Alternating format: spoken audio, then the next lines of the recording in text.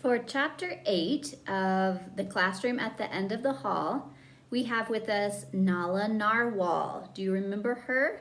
She helped us out with one of our math lessons, and today she is here because she is very excited that we are going to be finishing the book, and she wants to hear how it ends. I think there may even be a clue in this chapter about the next book we're going to read. So let's find out together. Can you be very still and very quiet and listen to the story? Okay, but you tell me if you have any questions. She says she will.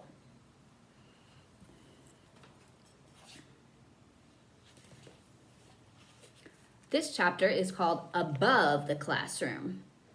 It was recess time for the students in the room at the end of the hall. But in the back row, Howard and Francis remained at their desks. Howard's head lay on his desktop, his right ear squished against the smooth surface. Francis's head rested on her fist, chin down, eyes closed. Her head looked not unlike a marble statue in a museum. And here are Howard and Francis at their desks. So why were these two inside during recess with their heads on their desks? As you might have guessed, they were carrying out the famous punishment known in every elementary school across the country as putting your head down. So what crime, you may wonder, did this pair commit that they deserved such a stiff sentence? Well, that morning, Francis and Howard typed a message on the computer and stored it on Rosalie's floppy disk.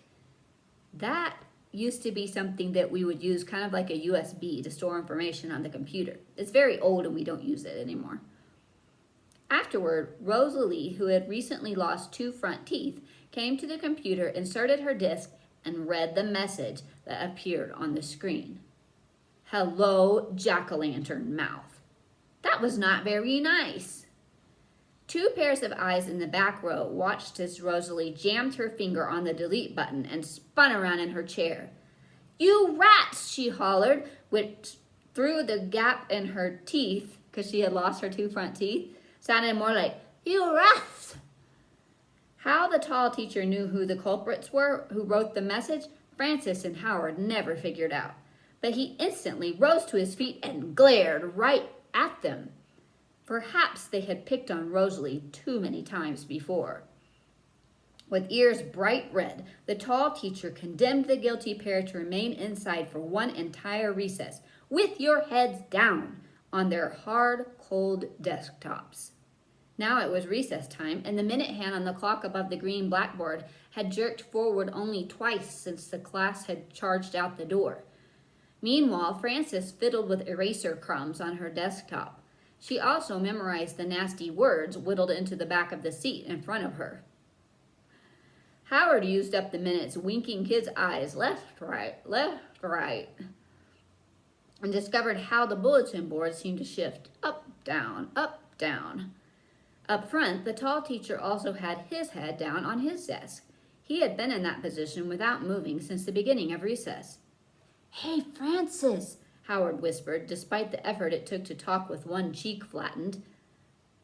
What is it? The girl grumbled, having to lift her entire head off of her fist to do so. I think the teacher dozed off, said Howard. Looks like it, said Francis. He must be exhausted after the chewing out he gave us. Another minute dragged by.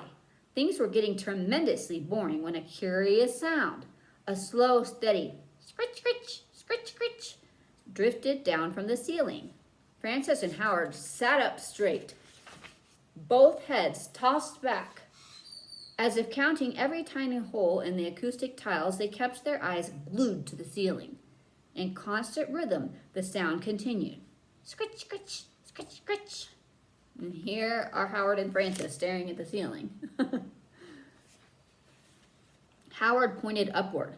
Something's above our classroom, he said. Sounds like it, said Francis. What do you think it could be? Could be a burglar prowling around up there, said Howard. Or worse, could be some wild animal planning to pounce upon a helpless kindergartner, said Francis. A smile flashed across Howard's face. Turning toward Francis, he said, I think someone should investigate that sound.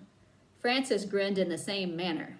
I feel it's our duty to help the school. Without another word, the pair slipped from their seats. After a reassuring glance toward the teacher's desk, they stole to the back of the classroom and opened the door of the coat closet. Inside the dark closet, high up on the ceiling, was a square trap door. For years, this door had been the object of curiosity for students in the room at the end of the hall. What was it for? Who ever used it? Where did it lead to? Howard and Francis were about to find out. First, Francis climbed onto the empty coat hooks. From there, she stepped up on the shelf that held the lunchboxes and tennis shoes. Now she could reach the trap door. With a push, it swung open. A chilly cloud of dust showered down on her as she gazed up into the square of black emptiness. The smell was of mold and oldness. She gripped the edge of the doorway and hoisted her slender body upward. After 2 kicks, her legs vanished into the black hole. How is it up there? Francis, Howard called out. Come on, come on, a voice drifted downward. With all his muscle, Howard hauled his stout body onto the shelf. He grabbed the doorway with both hands and pulled. His feet pedaled until Francis reached down and yanked him up beside her. And here they are going through the trap door. What do you think they are going to find? The pair sat side by side on the dusty floor of an immense attic. When their eyes adjusted to the dimness, they found themselves surrounded by a remarkable assortment of junk. Pyramids of old desks, stacks of chairs, ancient globes, an abacus, a model of a giant tooth, 2 grinning skeletons, a flag bearing 48 stars, and filing cabinets teetering on top of one another like so many baby blocks. A layer of silvery dust shrouded every object. The dust caught an occasional sparkle from a light hanging somewhere in the distance. Listen, Howard whispered. Scritch, scritch, scritch, scritch. It's coming from the direction of the light, said Francis. Come on. And she headed off between a stuffed raccoon and an aluminum Christmas tree with Howard close behind her. The 2 explorers made their way past stacks of old books. These leather-bound encyclopedias, textbooks, and dictionaries stood in long, tall rows, arranged in such odd angles that they formed a twisting maze.